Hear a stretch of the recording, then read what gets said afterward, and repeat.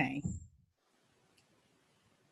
Hi, everybody. This is Getrude Matshe again with this Her Story podcast. I have yet another interesting guest coming to me from America by the name of Gail Carson. Gail, tell everybody where you're based, how old you are, and just share your story with us this morning. Well, actually, I'm based in three places: Miami, San Diego, and Palm Springs. Okay. And I'm 80 years old, so I've experienced a lot. And that's basically it. If you want me to tell my kind of story from the time I started working or whatever, or my current situation, that's up to you. But I'm known as Dr. Gail, SOB, spunky old broad, and that's exactly what I am. I love it. Let's start with your current challenge and then go back to the previous challenges that have brought you to this point. Well, I'm a 4-time breast cancer survivor. I'm going through my 4th case right now. If you add up the years that are involved in this, it's actually 31. My first case was in 1987. I was 49 years old. Now I'm 80, and they just diagnosed me with my 4th case. Even though I've had a double mastectomy, I've gone through 16 surgeries. I'm now on a new treatment. I go every 2 weeks, and then it'll be a month from then on. I get 2 injections, 2 oil chemo injections in each of my butt cheeks. And I'm taking a pill that I take I take it for 21 days, and I take a week off. This treatment was not even available 3 years ago. So this is brand new. We'll see how it all goes. But that's my current challenge is dealing with the cancer. I continue to do everything that I'm doing. I do 12 radio shows a month, and I have 500,000 listeners. And they don't know about it. My newsletter that I send every week, I talk about it, but I talk about a lot of things in my newsletter. And I'm still speaking. I still go to events. I still coach people. But the real challenge right now is the cancer. Wow. Now, this has happened to you a 4th time. Tell me how you felt the first time you were diagnosed. Well, the first time I was diagnosed, I was blown away. Because number one, I'm one of these fitness people. I work out 2 hours a day. So I was very healthy. I can't tell you I eat perfectly, but I don't eat a lot of junk, but I don't necessarily go without meat, or I don't have a special diet. But it was when it was 87, so they didn't really talk about breast cancer then. Mm-hmm. And but they were saying that women should go and get their mammograms when they were 50. And my husband said to me, honey, you really ought to go and get a mammogram. And I said, oh, are you kidding me? I'm not 50 yet. I mean, I'm healthy as a horse, But Yeah. I went, and they discovered it. And you could have knocked me over with flypaper because I was so amazed. So then a year later, I was diagnosed in the other breast. And Oh, then it wow. went from there, I had a double mastectomy. There's a whole long story in the middle of all of that, but I had a double mastectomy, and then I had all kinds of different surgeries because there were so many different things going on that I just had to do that. And then, of course, after several years, it came back. Well, it came back in the left breast. In fact, they were wheeling me out of the hospital, and the phone rang in the room, and I said, gee, I better answer that.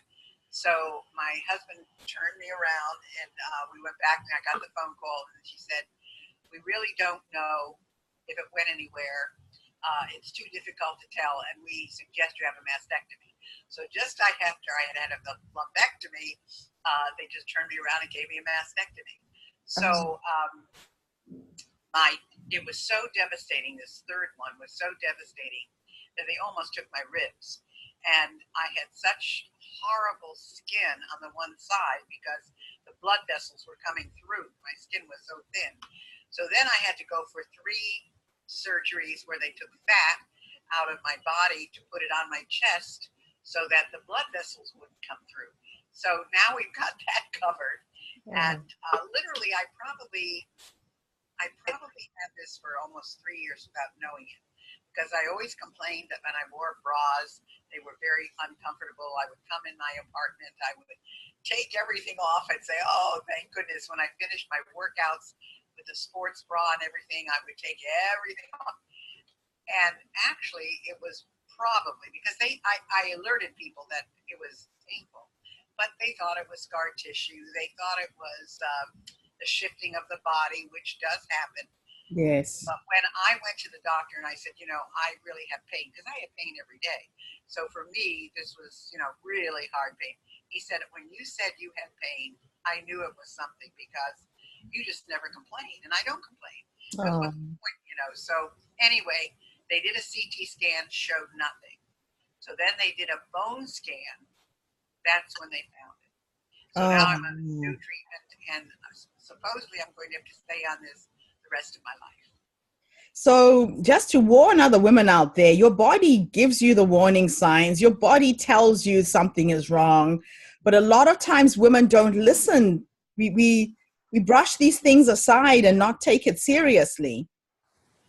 Well, I took it seriously, but nobody thought it was anything more than because of all the radiation I'd had, the chemo, everything. All the surgeries, they just figured it was scar tissue. But I don't think it was. I think that's when the thing was forming, because he said the oncologist said it took a long time for these to form. But now I'm certainly aware. I'm doing what I need to do, and we'll see what happens.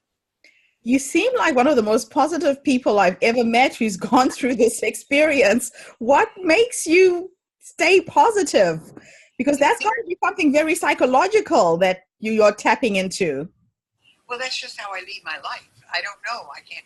It's hard for me to stay depressed more than 30 seconds. If I'm feeling down about something, I'm thinking and thinking and thinking, and all of a sudden I'm fine again, and I don't know. But of course, that's what I also teach. I teach about positive thinking. And I know that 5 minutes of negative thinking takes your body 24 hours to recover from. Yes. So, that's just me. And that's what people say, nobody really knows what I'm going through now. And if they do know, if they do ask, if I tell them, they say, but you look so good, Yes. And I said, well, that's the way it is. So, yeah. Oh, wow. So give me 3 nuggets of wisdom, 3 things you would tell another woman to warn them about what to look out for. Oh, 3 nuggets. Well, I'd say, first of all, if you believe that something has changed in either your body or mentally how you feel, then go check it out. I think that's number 1. Yes. Number 2, I would strongly advise making sure you exercise every single day. And the reason I say that is because I believe that taking care of myself and exercising, like this morning, I did an hour and a half of exercise. Now, I can't do what I did, but I did 30 minutes on the bike, 30 minutes on the treadmill, and then I did biceps and triceps. I can't do chest yet, or shoulders, or back, or any of the really hard exercise, but I'm doing what I can to keep my body moving. And I believe that's what allows me to get through this the way I have, but I never had any adverse reaction to chemo or anything, nothing. Okay. So that would be the second thing. And the third thing I would say is, and this maybe doesn't have anything to do with physically, but mentally, if you're not happy, ask yourself why, and get rid of people and things in your life that are causing you stress and aggravation. Now, sometimes you can't do that because it's your family. They drive you nuts. Right? That's a difficult one. Right.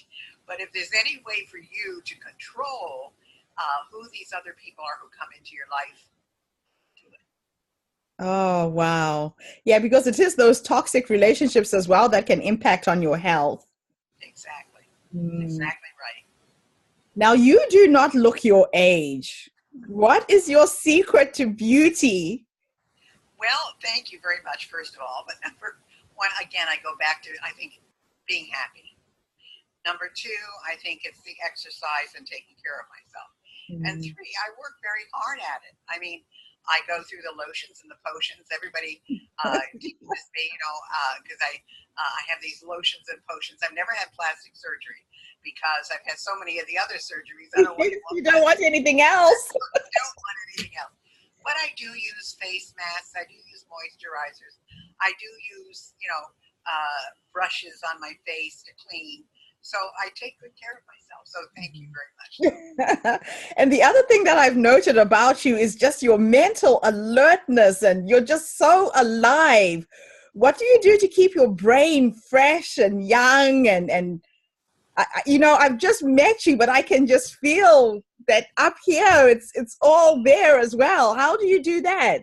Well, I have to tell you, my mom lived to 99 and a half. My mother was sharp and to the end. She was Wow.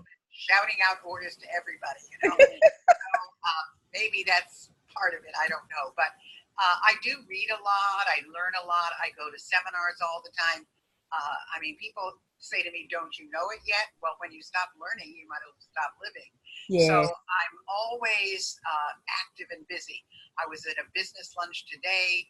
I was at where I got my doctorate, Nova Southeastern University. I was at a big event for them Tuesday night. I probably am out 3-4 times a week at Oh, lunches, dinners, and meetings and so forth. I run a mastermind group for not-for-profits. I have Habitat for Humanity. I have Girl Scouts, etc. wow. And I do a lot of, I'm just active. I don't sit home. And then, of course, the radio shows, I'm interviewing marvelous people. So, I constantly am stimulated. That is just amazing. Now, over and above everything you've gone through health-wise, I know that you have lost your son and you've lost your husband. Would you like to touch on that a little bit? Well, I don't know if anybody remembers Jim Henning from the Muppets, but Jim Henning got this kind of pneumonia where he was gone within a week. And that's what happened to my son. He wasn't the strongest physically, but he got this pneumonia. He wouldn't go to the hospital. His friends all told him he should go. He was in Spain when he died, Madrid. And they How told old him was he? when he passed away, he was 45. Oh, So it's wow. about 16 years ago. And that Mm. had a lot of impact on my husband as well. And my husband, who was a three-letter man in college, he was football, track, basketball, very athletic. Just everything got away from him. He became diabetic. He had 5 heart surgeries. He had prostate cancer. Just a lot of things. And it was overwhelming for him. He gained a lot of weight. And so I'd say to him, lose a pound a week, 2 pounds a week. Don't think about losing 50 pounds or 100 pounds, Yeah. a pound a week. But it was too much for him. So I wasn't even here when he passed away. I was actually in Dallas. And I was the last person to talk to him. It was one of the happiest days of his life. My younger son, had finished remodeling and building a house, and he just thought it was beautiful, and he was so happy. And so I talked to him at 10 o'clock at night, and he died at midnight. And so when I couldn't get him the next morning, because I used to call him 5 times a day to make sure he took his medicine and everything, Mm. which of course he said he did, but he didn't all the time. Mm. And he didn't answer 3 times. So we had a handyman, and I sent him in, and they found him, and that was it. I never even finished. I had just gotten to Dallas to run a 5-day meeting, and I called the fellow who had hired me, and I said, I'm leaving. My husband passed away. You're going to have to take over the meeting. And I got on a plane and came home. Oh, Yeah. wow. And we were really happily married for 45 years. And that was about 10 years ago, a little over 10 years ago. Oh, man. I'm Yeah. sorry to hear that. Well, it sounds to me like you have this unique gift to just keep bouncing back. Well, I think I do, Gertrude. I really think I do. But again, it's because I live a full life. I've never felt the need to meet any other guys. I haven't felt like dating because every day I'm so busy. I have a wonderful life, and as long as I've got my pets, now I'm down to 2 cats. But if I've got my pets, I'm perfectly happy. When I sit in a chair. They're there on my lap when I go to sleep. They're right next to me in bed, and I'm perfectly happy. Oh, fantastic. Gail, thank you so much for coming on board and doing this interview. I'm really hoping that there is a woman out there who has been diagnosed with breast cancer and is feeling really down and unsure and scared, and just seeing you and what you've done with your life, because people go into fear a lot of times when they're diagnosed with certain diseases, and that Well, fear can take over. I can tell you, Gertrude, I mean, it wasn't something I wanted to hear again, or in fact, I was driving down I-95 in my car when I got the diagnosis. Oh. But, it's just never too late as far as I'm concerned. For anybody out there, I mean, yeah, I'll be 81 shortly. I mean, I think let's say I'm closer to 81 than I am to 80 at this point.